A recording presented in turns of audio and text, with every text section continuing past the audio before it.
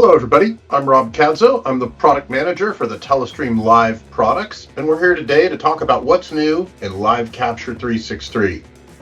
With that, let me share my screen and we can get going.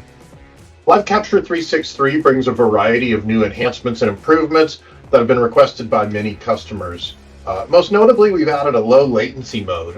What low latency mode does is it allows for very quick crash recordings designed for studio customers, where you need to start and stop your recordings based on the action that's happening in the studio. We have also added more secondary output formats.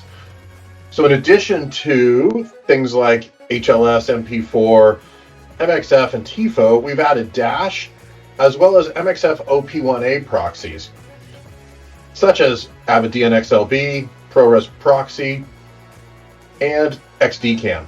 This is especially useful for customers who are ingesting UHD or 4K content who also need to make an HD proxy concurrently. We have a lot of other new features in Live Capture. One of the more interesting ones that has been requested for some time is the ability to throw notifications and to set thresholds about performance levels.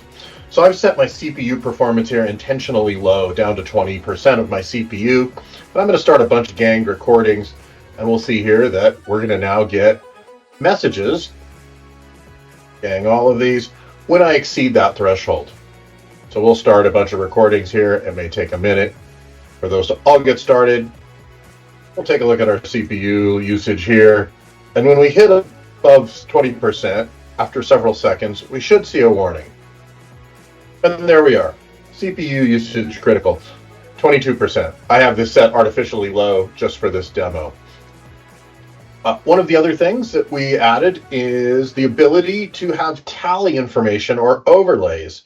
So when you have your system set to have video loop-throughs, so in other words, I'm taking video input number 1 and I'm looping it out video output spigot number 5. And this is useful for what we call confidence monitoring. So you can take those outputs, throw them up on your monitor wall or put them on your router and be able to see what you're actually recording, and then do things like you can overlay borders on recordings. You can overlay the source name, the workflow name, time code, or a tally light, which is literally just a light that indicates that the channel is under record. We've also added and continue to work on our 2110 and IP integration.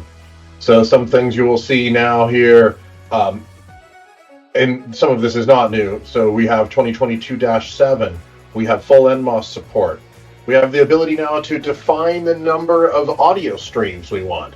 So this is set to 4, which is fairly common, also known as 4x4 audio. We also have the ability to configure our NMOS settings now. Previous versions required you to edit a config file. We've changed that. So now you can actually edit all your NMOS settings right here in the Source Manager.